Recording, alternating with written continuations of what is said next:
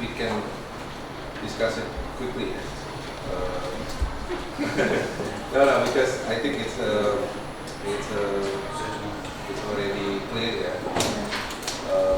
Of course, in terms of existing professorship scheme, from our side, we provide funding.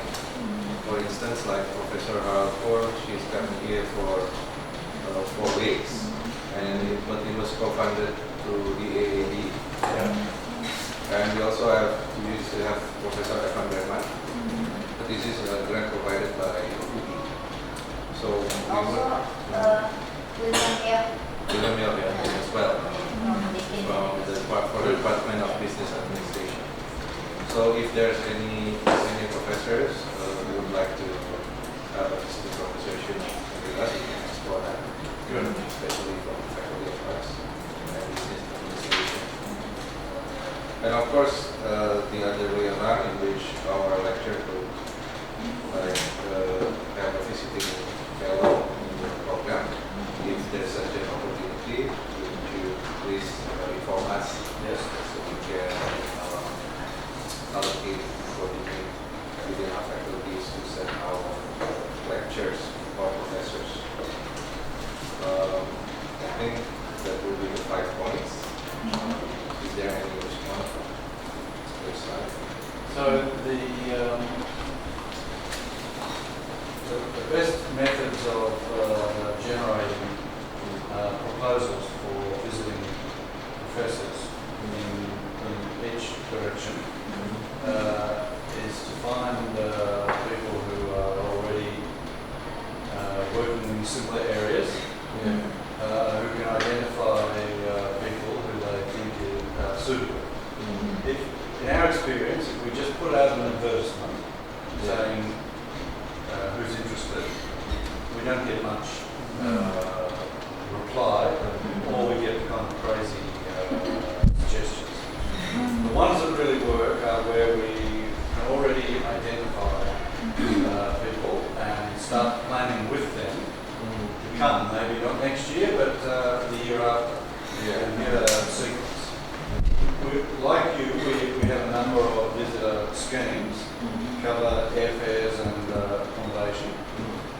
And we also have a specific program for Indonesian partners, so UI and UBM. I guess we'll be adding UHAS to that eventually. And that's specifically to try and build these cooperations in graduate teaching and then in research. So I think we need to figure out how to identify through the academic networks who knows people, who can recognise people in the other institution and then give us suggestions. We rely on the individuals nominating themselves. We don't necessarily get the right people. Yeah. So I can ask Russell when I get back to think about possible ideas from the Melbourne side. You get the same and let us know. Then we can invite them. Yeah, that would be a great idea. Okay, for the next topic, I think we can explore the possibility of doing research together. As you suggested, it would be more effective if it's organic, between individuals who already have interest, who already have developed initial contacts, and then it will be easier to go from that. The other idea is, based on our experience, we already have a joint conference with SKKU, in which we send a number of faculties to go to SKKU, we present our paper there and we get feedback. And perhaps that kind of model can be explored toward the University of Melbourne. Like the one that we had, the one that we had is focusing on the executive training, but this one purely on the academic. So participants have papers, can present, we get feedback from faculties from the University of Melbourne.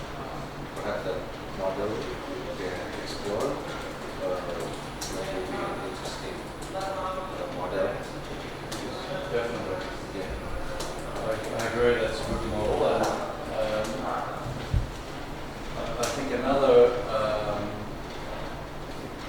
additional possibility to think about is something we've done in the past that has been quite successful, which when we run these joint subjects and people develop a curriculum together and then they teach together, we've also had experience of saying, if you can think about a joint research together, we can help you with a little bit of money.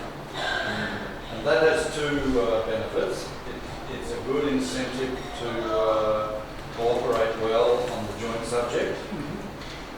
There's always a risk, certainly on the Australian side, that people will come on the joint subject once because they're very excited to learn more about Indonesia, and they probably come second time because they think they should complete the work, and then unless there's something else holding them together, they'll hand it to somebody else in the program. So and now it's your turn to go. I've been twice and I don't need any more trips.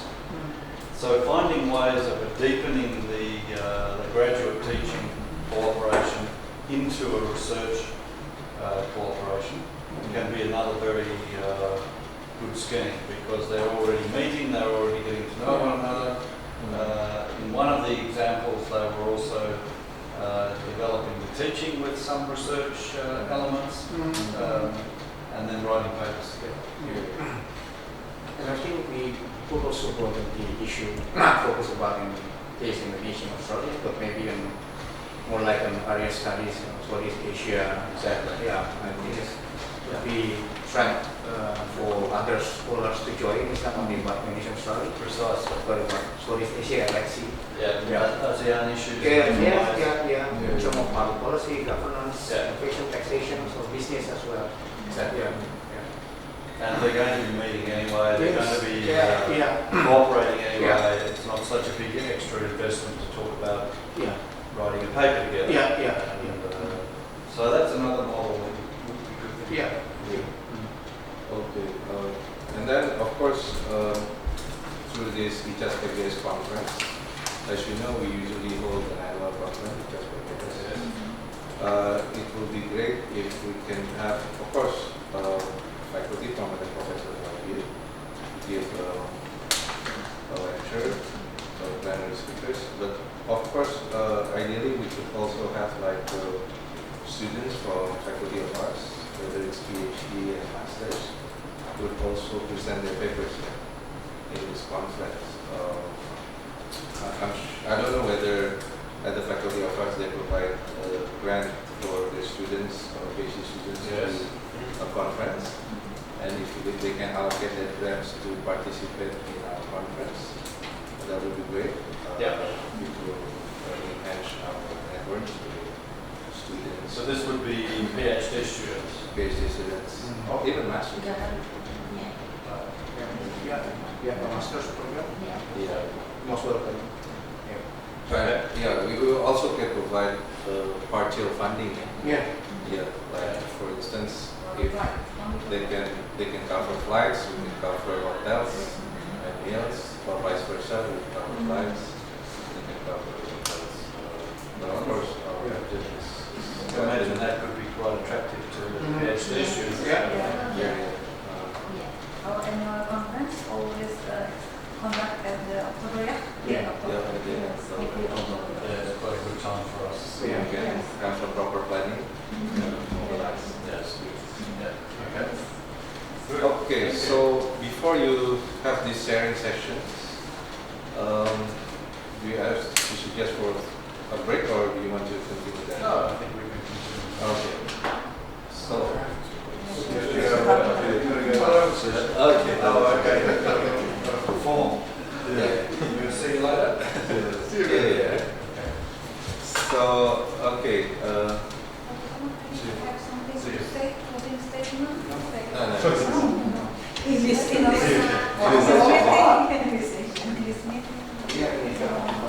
Do you want to have a closing statement of this meeting, or? I think we've covered that. What do you think? I think as you say, we have a permission to record this area. Yes, and just remind me what are the areas you want me to cover.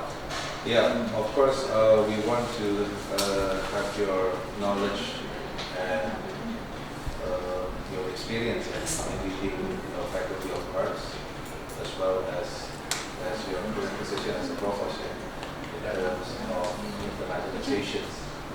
As you know that there's so many international students studying in Melbourne, and we also like to learn how the University of Melbourne in terms of its internationalization program.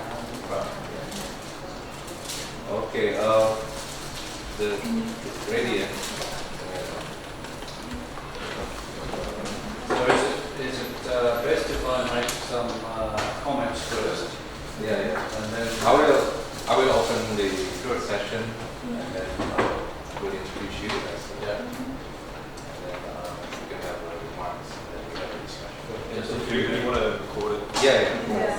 Is it fine? Yes. Yeah.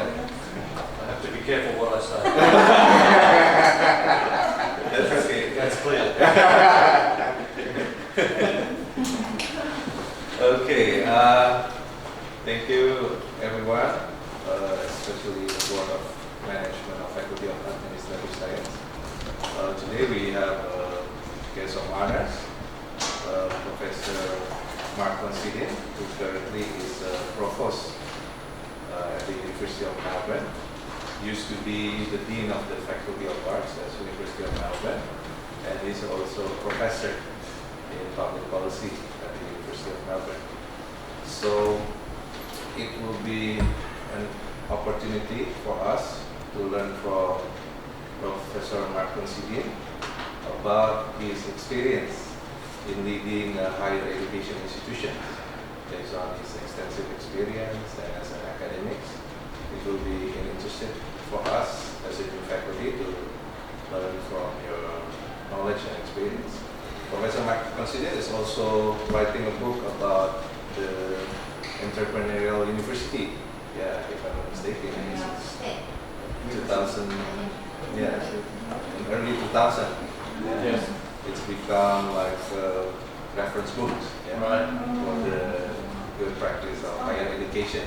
So perhaps Professor Considine can also explain about the entrepreneurial university and how he was applying that knowledge at the University of Melbourne. So I will let Professor Considine to give like the presentation and short remarks. Thank you, Professor. Thank you. Mark, that was a very kind introduction. Let's go back a little bit in history, because the Australian internationalisation story looks very successful in a certain way. It's very much discussed around the world in all sorts of respects, but it's come from a very different experience. And perhaps the best place to start is what was then a government scheme in the 50s called the Colombo Plan. And Colombo Plan was one of those, what should we say, well-meaning, post-colonial ideas that Commonwealth universities, Australian universities, should offer opportunities, particularly in the ASEAN region, to build capacity as newly independent countries, or countries who had pushed off the Japanese occupation, were building their own universities or converting colonial universities into national institutions, building up a professional middle class, that Australia should be contributing to that process. And the major universities in Australia became very involved in that scheme, in a lot of disciplines, but particularly what we might call the development industry. So health and and to a lesser extent, social sciences more broadly.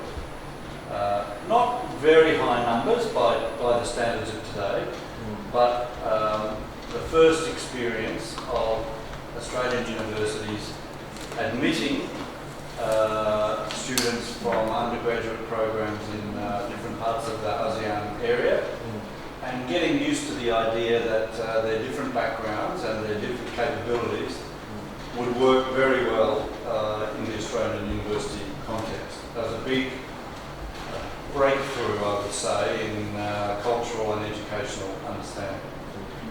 All of those programs were paid for by the government. So it's a very different model to most of what happens. But I would say that it left an extremely positive experience in the faculties and the departments who were lucky enough to attract these Colombo Plan students. And we still have now alumni from Indonesia, from Malaysia, from Singapore in particular, they're getting quite old now, who are in that first group, who have been, who would say their life has changed as a result. So that was the model, really. That was the standard we called the high water mark. Then there was a long period of time, right through the 70s and into the 80s, where I would say higher education in Australia was very much inward looking. It was growing. The demographic process was pushing more domestic students into education. The government was focused on how to fund and absorb and build more universities. So it became again a more national story. And then in the late 80s, a big change occurred as a result of governments realising that the expansion of the higher education system into a so-called world-class model wouldn't succeed if it was just a national market. So you began to have a debate in the government about scientific competition. We didn't have rankings then, but a debate about how you would have so-called world-class institutions. That narrative emerged in the Hawke-Keating government and started to push aside the more national perspective in favour of this sort of free trade of ideas competitive world. And that was an extremely radical idea that then permeated. And the first thing that happened was that instead of having international students who were government sponsored, either our government or their national government, institutions started to open up and say, well, if the students can pay and they're qualified, we should take the best we can from anywhere in the world. Melbourne was not the first to take this step, and I well remember the then Vice Chancellor at a meeting expressing some doubts that this internationalisation model could work, given the very different starting points of the students. But then a guy called Alan Gilbert was appointed, and he took the view that we needed more students for both economic and scholarly purposes. And so we started this process of actively encouraging more students to come. So you might say the two drivers, the two motivations, not always equal, changing in which one was more important and which one was less important, was this idea of building world-class academic performance and the best ideas and the best research, and therefore needing more open access, and secondly, building a cohort of international students who would pay so that you could broaden the economic base of the institution. And that's the journey what we've been on at the university level. I think we now are amongst the most so-called international in terms of the number of foreign or non-Australian students who attend the university. Depending exactly on how you count it, it's at least 1/3. It might, in some calculations, be as many as 40%. And if you think the big American universities that have traditionally large numbers of foreign students would have around 20-22%, you can see it's a very big change to have happened in quite a short period. And associated with that is the fact that the revenue from international students is now a very significant part of the core budget of most Australian universities, but particularly the top universities like Melbourne and Sydney.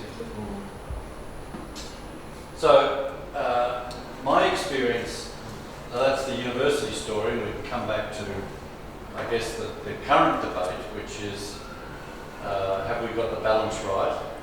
Do we have enough diversity in the international cohort? Is there a correct balance between our obligations to educate national students and to educate the students of other countries?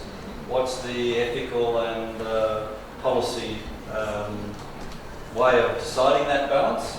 Quite a complicated issue.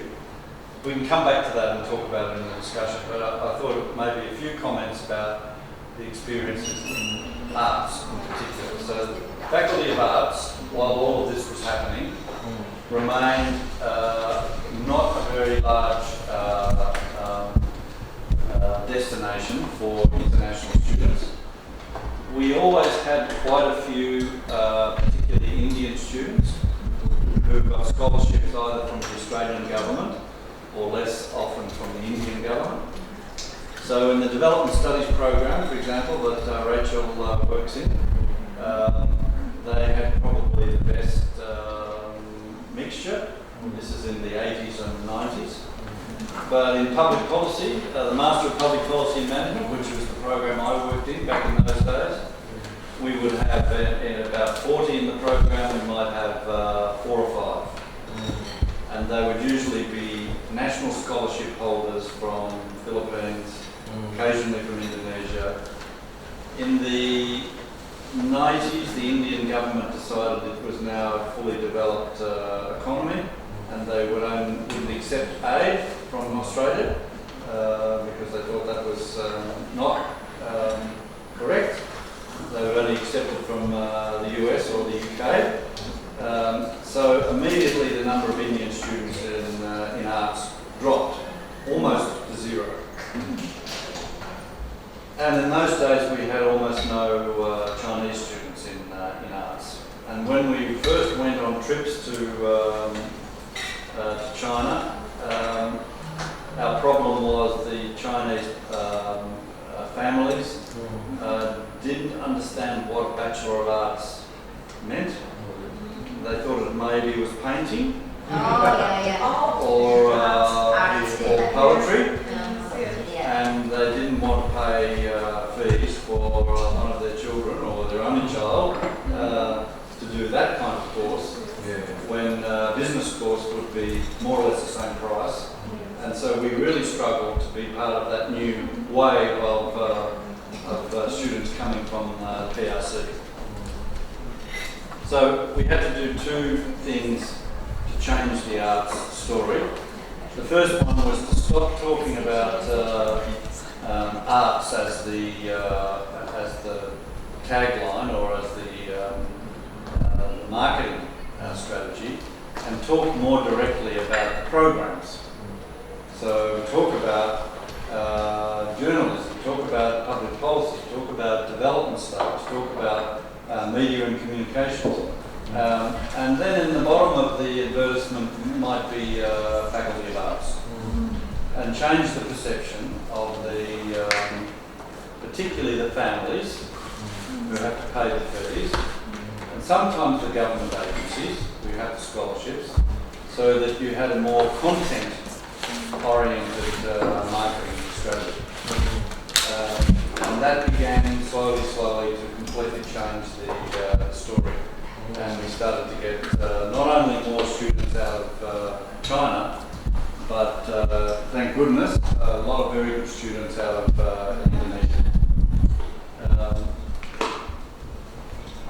Singapore, I think, has probably been more of a mixed model. I can't say everything with the movie running, but we've had very high points with the Singapore market. And then sometimes you have the impression talking to people in Singapore that they're much more oriented to US and UK, almost regardless of the content of the program. So that has, Singapore has probably, if anything, gone down, while the other Asian markets or demand has been going up, in arts in particular. The other thing that changed in this context was the so-called Melbourne model. When we moved all of our professional programs from undergraduate to graduate. So we then had to educate international scholarship panels and families to say, you come to Melbourne, you can't do medicine in undergraduate, you have to do a Bachelor of Science and then do the medicine. That had a big effect on changing the composition of the international story, positive and negative. The positive was it made Melbourne really the only Australian university to match North American and European model.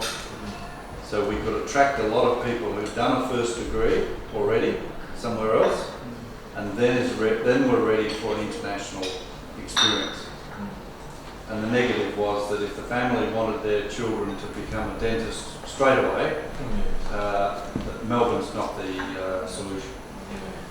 So those are the broad steps in the process, I would say. But I'm happy to talk more, or we can discuss in detail some of the things we did or some of the mistakes we made.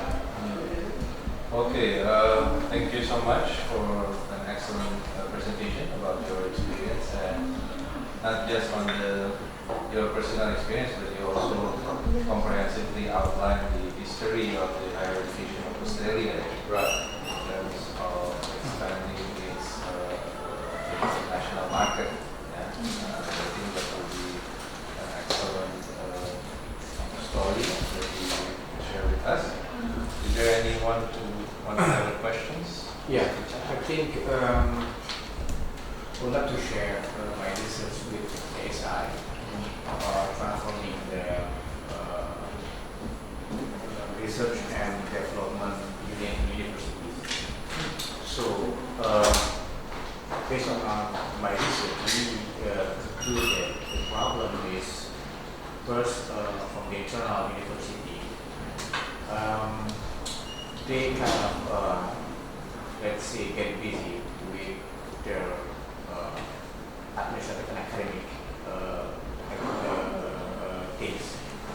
Administrative, of course, became a very classical issue where all the researchers should,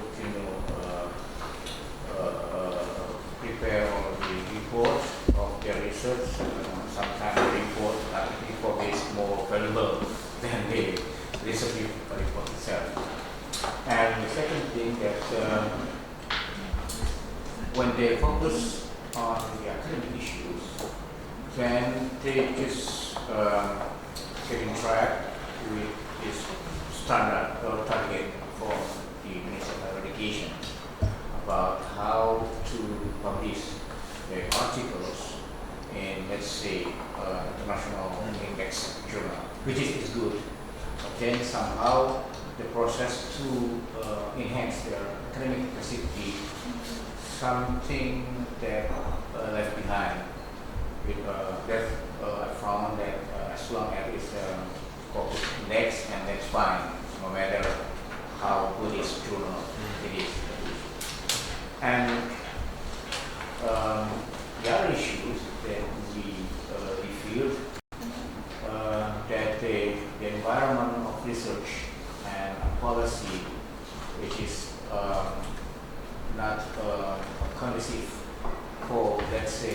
sort of research in university can bring new thought ideas for government policy.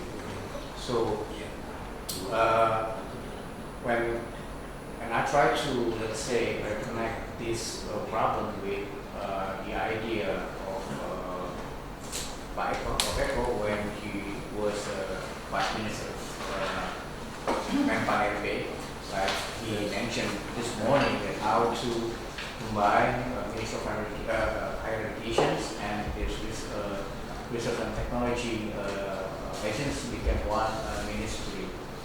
But the problem that it didn't work at all. Somehow the university or the ministry tend to focus about the routines, how to perform reports and how to, let's say, satisfy the international standard. I mean, which is good, but then they left behind the outing capacity of university as an institution as well as individuals. So now I think in one point that we face very, let's say, critical issue. First, when, let's say, all these faculty members, lecturers, professors, focusing on how to publish the article, but they now forget about how to contribute for improving the government policy, which is also important for us now. But when we see more into the quality of journal articles, it's hard, at least for 5 years within this, under the Ministry of Higher Education and Research Technology. It is hard to find out, let's say, solid and qualified article that published in Q1 or Q2 journals. So this is kind of issue now in Indonesia. So how we combine, how we manage this issue? On one side, we have to also, let's say, for my point of view, is academic obligation to publish your research in a good way, in a good journal, because it's not about prestigious issues, but it's about how you challenge your idea, challenge your knowledge, challenge what you have, this experience to the international community. I remember that sometimes we need, let's say, foreign professor to explain about Indonesia, because most of our good research, I mean the research is good, the quality is good, cannot fulfill the standard of, let's say, Q1 and Q2 journal that we have now. But the other side that we also have to dedicate our time, our academic activity to support the government. I mean, how to improve the policy. Now, this kind of situation, we are now juggling these two issues. How we manage now? I mean, isn't that about? We always about the entrepreneurial university is good. We are talk about this world-class university and it's good, but the know-how, what is the triggering point that we can start? And if we do this, or we solve this, or we touch this factor, then we can move forward, Yes. in the right track.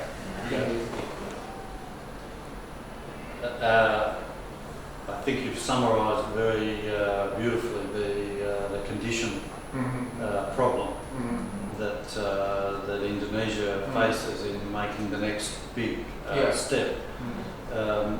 And we've seen similar challenges in other countries who are moving in the so-called world rankings and so forth. So a few years ago, I spent time interviewing senior university officials in both public and private universities in South Korea. Okay. And they, at that point, this is 10 years ago, were just starting to make the shift from being a relatively bureaucratic university model to one with a more international focus. Okay. And there seemed to me to be there's no one or two buttons that you push and the door opens. But there are a common group of variables that seem to be always in the mix in slightly different ways. If you look at certainly the other Asian combinations, Japan, South Korea, Hong Kong, and some specific universities in other countries. And then there are, when you look on the flip side, there are some very good universities in the world who haven't used any of these variables and are surprisingly still stuck and not developing. So in my experience, this group variables is pretty consistent in the model, and I don't think it's actually very much in the Enterprise University book. Maybe it'll be in the sequel if we get there. Yeah. And I would say it starts in the question of what is the economy of academic work at the front line? What is the method of building the capability of that group to take their natural talent to the next step? Okay. Not to try to be at the Harvard step. If we were to talk to our colleagues at Melbourne 10 years ago about measuring their performance against Harvard and Yale, all that would do would be to alienate even the very best of scholars. So it's having a vision for what is the next step, not an obsession with what is the last step. That's the first thing. And you need a culture of performance development which is very clear about where your staff is at and what does the next step look like. I would be very careful on that basis in being too obsessed with the Q1 journals. That could be a fool's errand, we would say in English. It could be a big mistake. So that's the first thing. Where are we, and be very clear about the capability, and then what's next.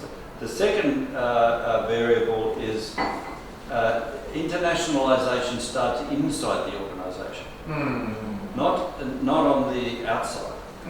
So you can tell the institutions in places like South Korea that were ready to move by whether they were already recruiting international scholars. It doesn't have to be in large numbers, but they were very deliberately reaching out. Singapore did the same, Japan did the same. So departments that were starting to move from this step to the next one would have 2-3 foreign professors, maybe full-time, maybe working part of the year and then back in their own institution part of the year. India, for example, is still struggling with this problem because the nationalist spirit says we should be giving the jobs to Indian people. That's all very well, but you need coaches. The team needs the experience of other groups. So the second part of the issue is how do you bring internationalisation inside and not just be pushing your people to go outside? What's going to be the best method of achieving that? It would be different in different universities. You already have many opportunities. When we first started doing this in arts, our people were obsessed with visiting scholars. Now, visiting scholars, yeah, I don't say it's a bad thing, but they come, they give a talk, they stay 1 or 2 weeks, they're gone. Yeah. And maybe they come twice at the most. So you have to graduate from that model to part-time appointments. And then you have to convince the government that having appointments of international staff inside the regular institution is okay. So you get some form of mixed economy. Yeah. And that is usually a signal of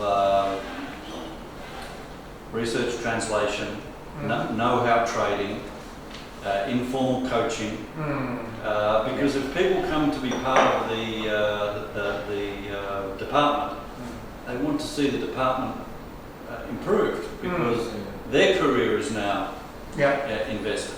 So that's the third thing.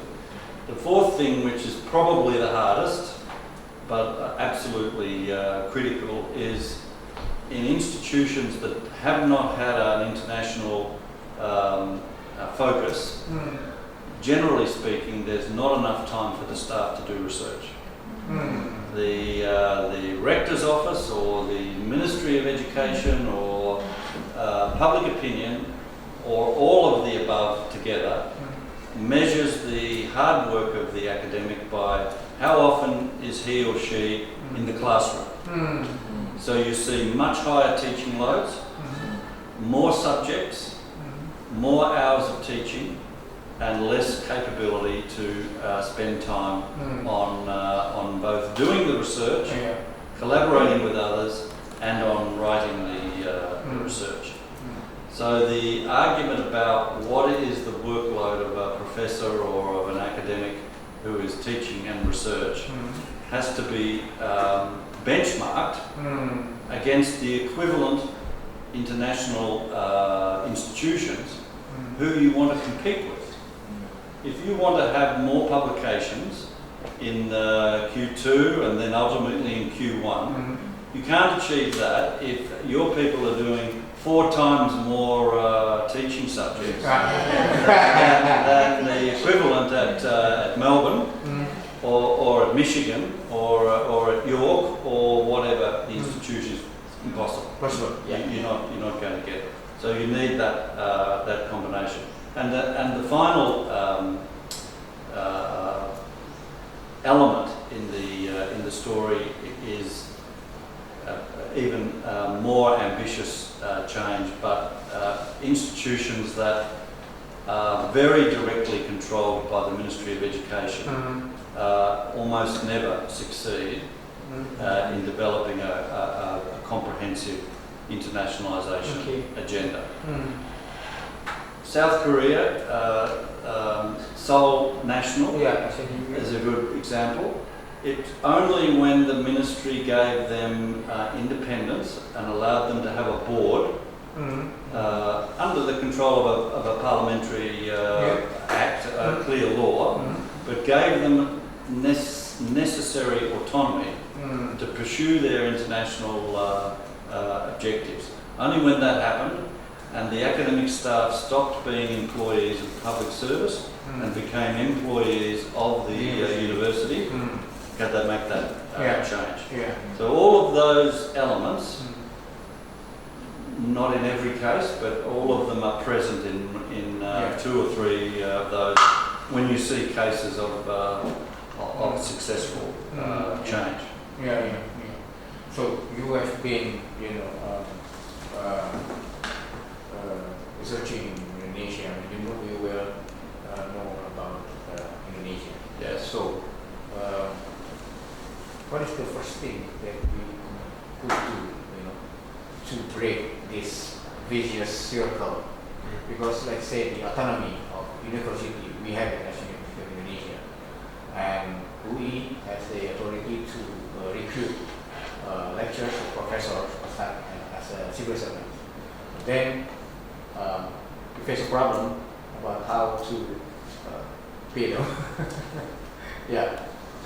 So that's why we sometimes also have to recruit using the government recruitment. Right. So this is kind of a issue that we face now. I think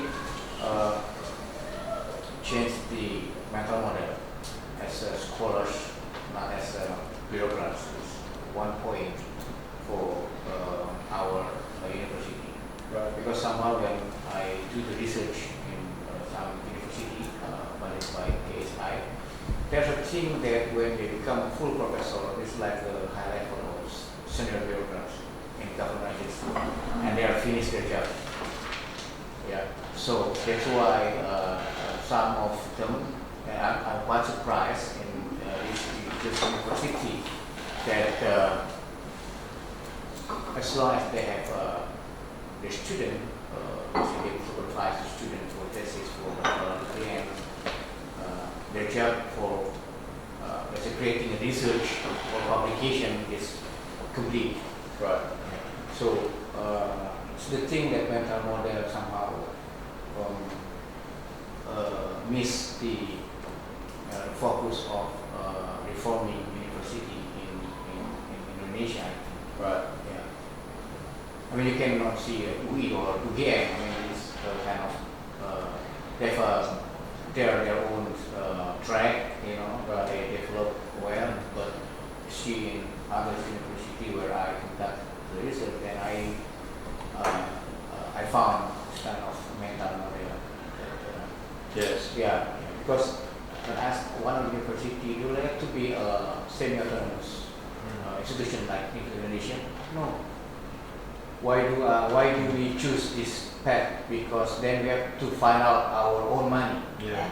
Security. But if we become under the government agency as a unit of government, then we don't have to think about to self-funding. Yeah. Yes. Yeah. So I think this is kind of mental model. That's right, where yeah. we have to, shift from as a bureaucrat mindset to be Right. as an independent scholars. Yeah. I think this is Korea could meet this this requirement, while in Indonesia I think we have to struggle for that to escape from the situations. Yes. What do you think? But I think I will add also, even we are autonomous, but we still not independent from the regulation from the government. For example, like the curriculum, because, for example, in undergraduate, they should have 144 credit, something like that, and it will make us to have a lot of subject. So I don't know if we are autonomous, but somehow we are not also autonomous in related to this curriculum.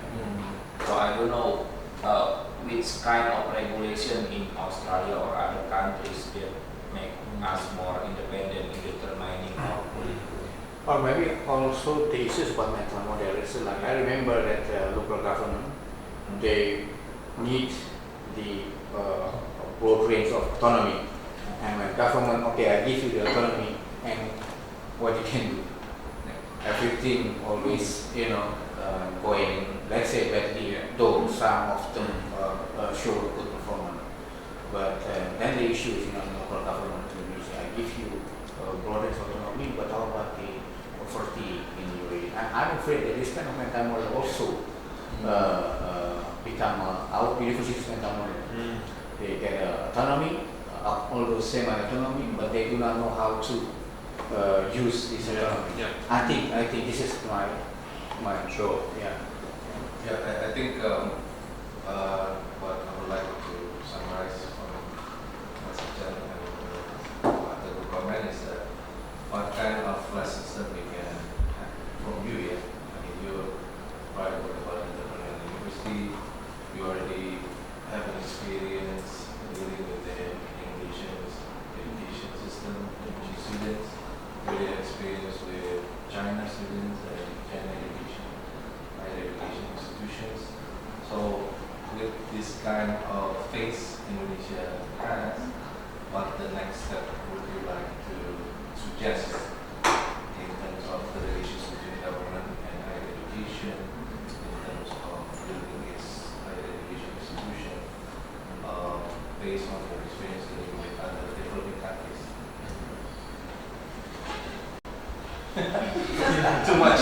It's too much or Well, I can try, but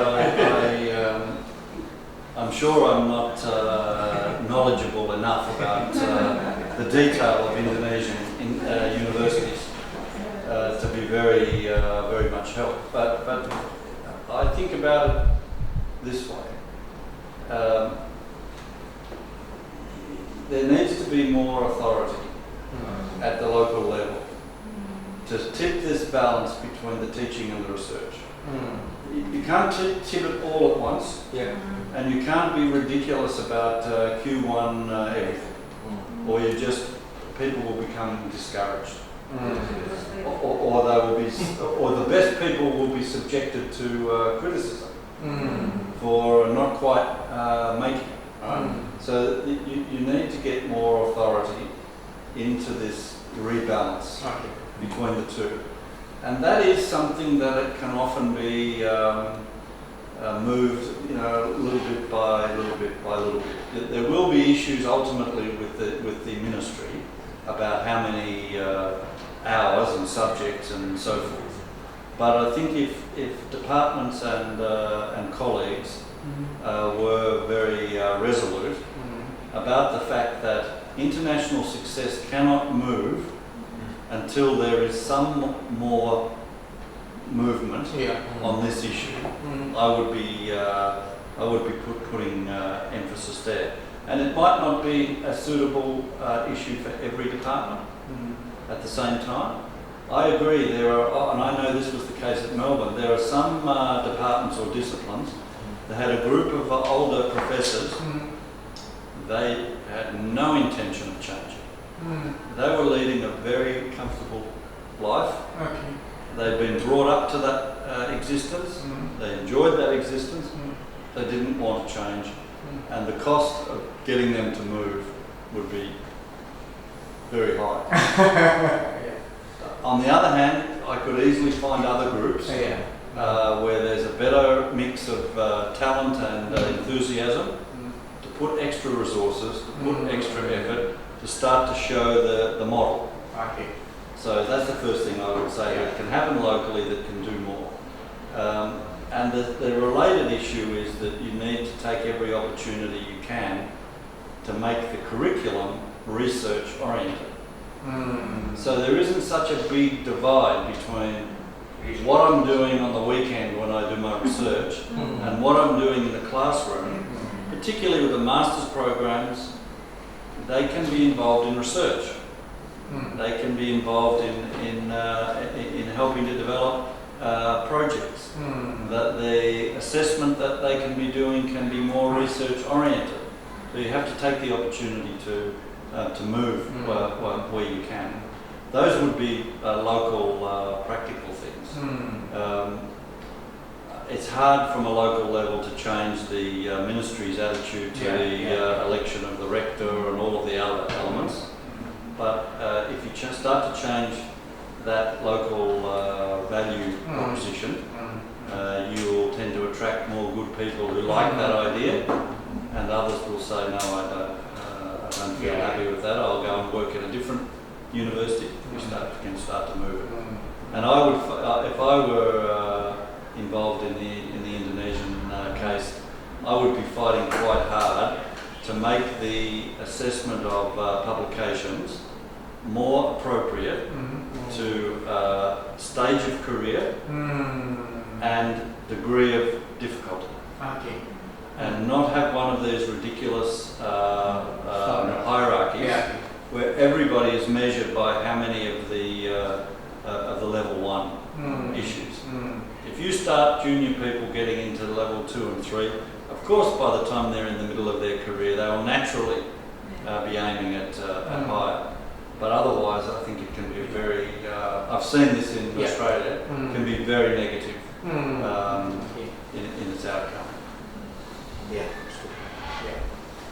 I guess since Professor Mark Considine has been here for a couple of hours, more than since the PIA, so it must be very tiring. It's a pleasure always. Yeah, so thank you so much. I can summarize that we learned a lot from your talk. I mean, you give us a comprehensive review of the history of higher education in Australia. But not only that, you combine it with your personal experience in leading the Faculty of Arts, and also more importantly, based on that experience of internationalization in Indonesian context, you provide some sort of quite a robust suggestion in terms of reforming our higher education system. And for that, we really appreciate, and please give an applause to Professor.